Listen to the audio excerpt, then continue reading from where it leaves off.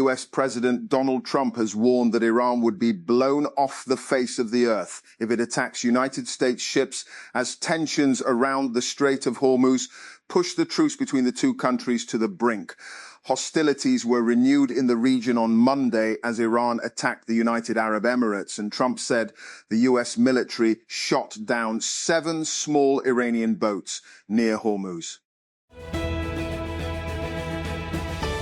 Brazilian President Luiz Inácio Lula da Silva is expected to travel to the United States to meet with his counterpart Donald Trump later this week.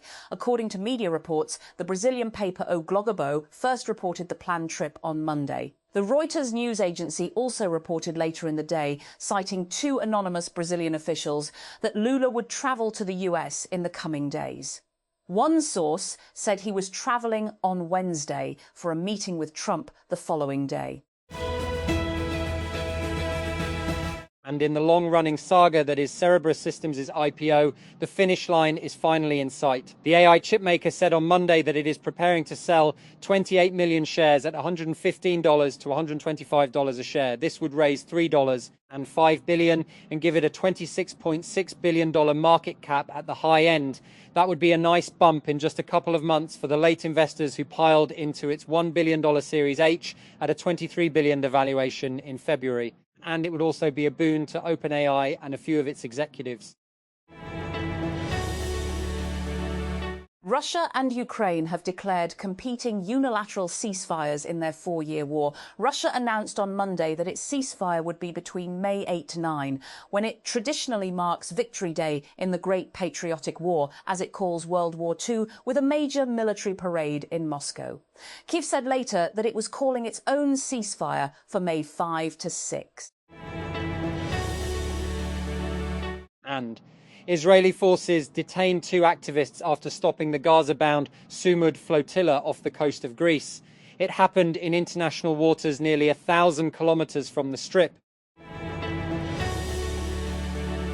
And Russia on Monday declared a unilateral ceasefire with Ukraine between May 8 to 9, when Moscow marks its annual World War II Victory Day commemorations, and threatened a massive missile strike on Kyiv if Ukraine violated it.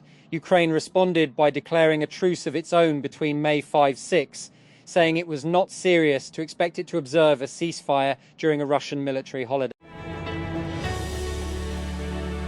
23 innocent bystanders have been killed and 30 wounded in gangland shootings in Sweden over the past 3 years, according to statistics that highlight the country's battle to rein in violent crime. Sweden has struggled for more than a decade to contain gang violence linked primarily to score settling and battles to control the drug market.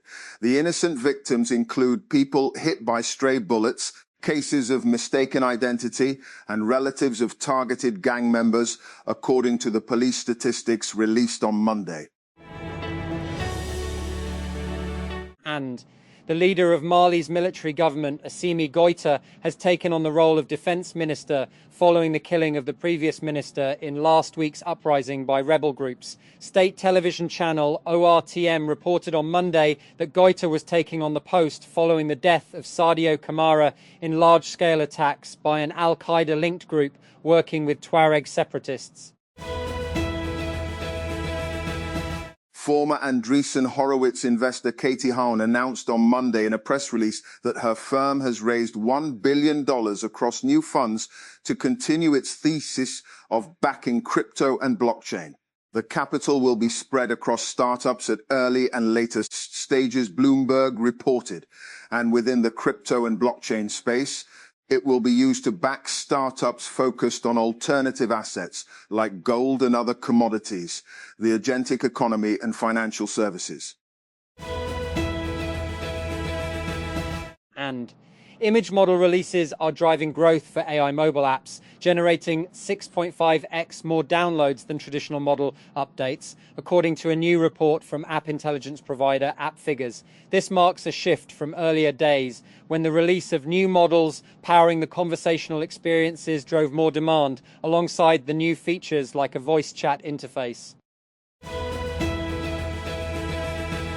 And Tackling methane emissions in the fossil fuel sector would help efforts to hold back climate change and increase energy security, especially as the Iran crisis threatens global supplies and, according to a report by the International Energy Agency, IEA, the oil, gas and coal industries account for about 35% of all methane emissions from human activity, notes the IEA's Global Methane Tracker 2026 and released on Monday. However, there is little progress in reducing them, the report points out. The Zambian government has suspended negotiations with the United States on multi-billion-dollar deals for health services, and Minerals Foreign Minister Malambo Haimbe said on Monday that the proposed agreements have stalled due to Washington's unacceptable terms and demands for preferential treatment.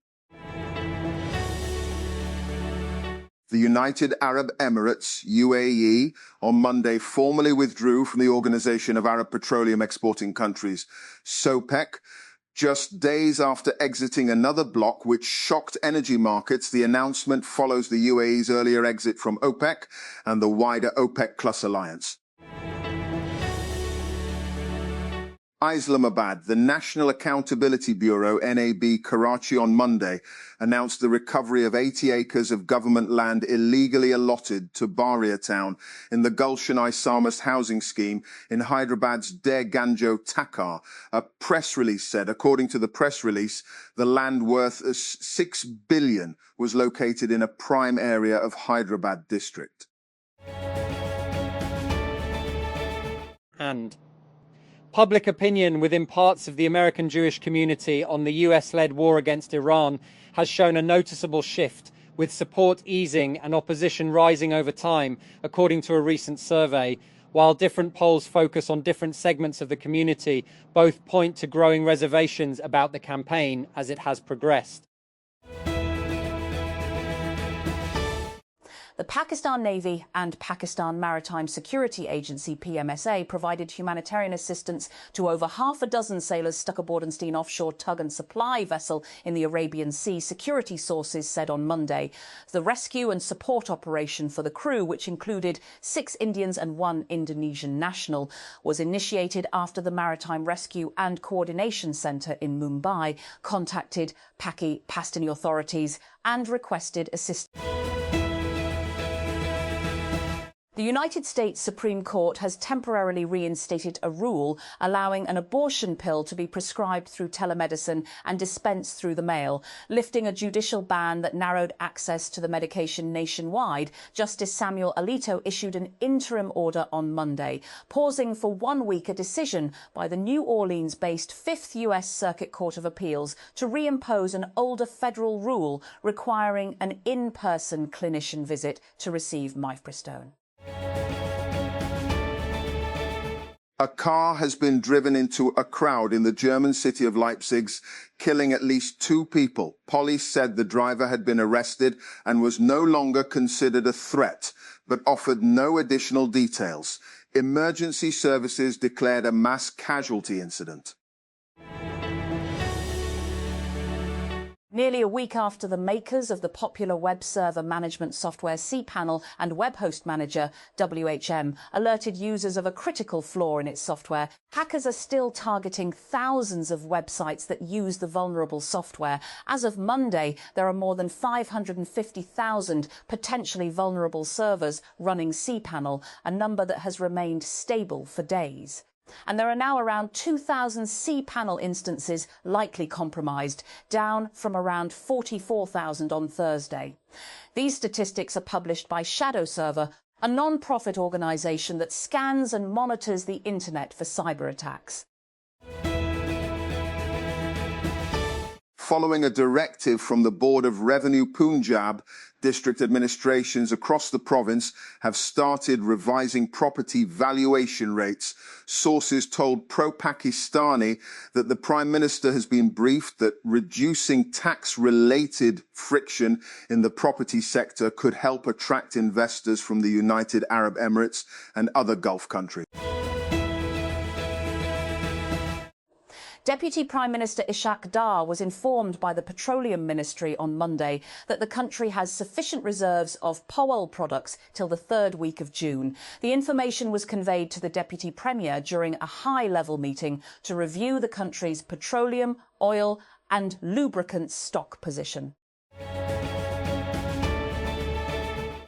South Waziristan. An attempted suicide attack on a security forces post near Azam Warsak Bazaar in Khyber Pakhtunkhwa, South Waziristan area was foiled on Monday evening, officials said. According to security sources, the attacker attempted to target the army post using an explosive-laden coach. However, due to timely action by Pakistan Army personnel, the vehicle was destroyed before reaching its target.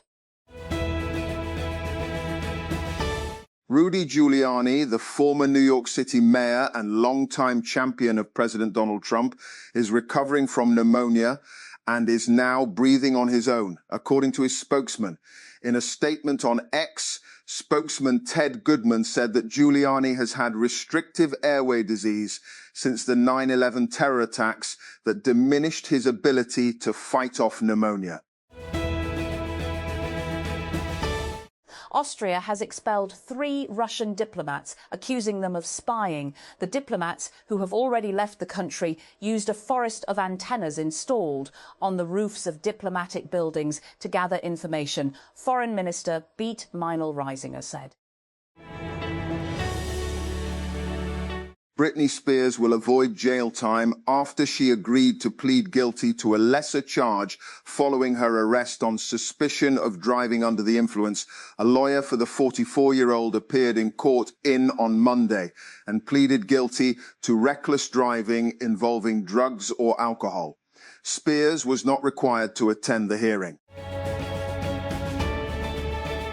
2 people have died and several were injured after a car drove into a crowd in the eastern German city of Leipzig on Monday afternoon. Local authorities said Mayor Burkhard Jung said the suspected perpetrator was apprehended, adding that authorities were not yet clear on the motivation.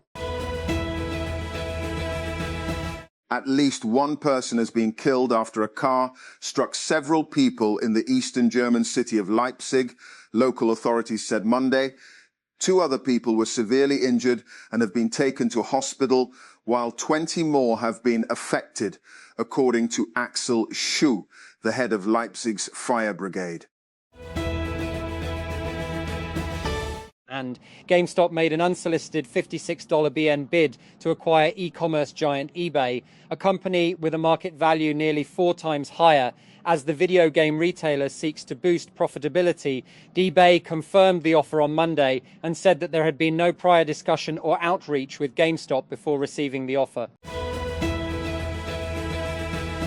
Is the rise of prediction markets unstoppable? Companies like Polymarket and Kalshi have boomed, and so have the controversies that surround them. US senators are now banned from using such sites, and a US soldier has been charged over bets placed on the abduction of Venezuelan President Nicolas Maduro. How is it already changing our reality? In this episode,